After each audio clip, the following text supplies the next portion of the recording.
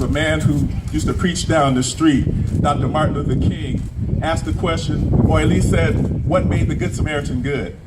And you know the story of the Good Samaritan. There was a guy who had been robbed, and people in his community were passing him by, and the Samaritans saw this person who had been injured, and while the other people passed this man by and said, what'll happen to me for stopping to help this person, Dr. King said what made the Good Samaritan good was that he reversed the question of concern, and instead of asking, what'll happen to me for helping this person, he asked, what'll happen to this person if I don't stop to help him?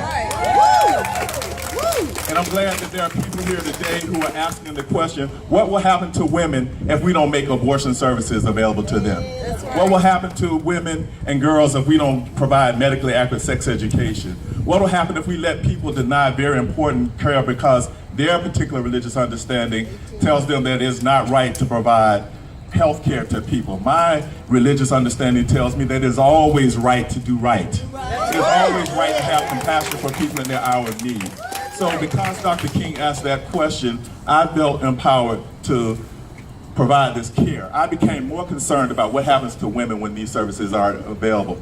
And more recently, I became concerned about what happens to women in Alabama when these services are not available. And that's why I moved home.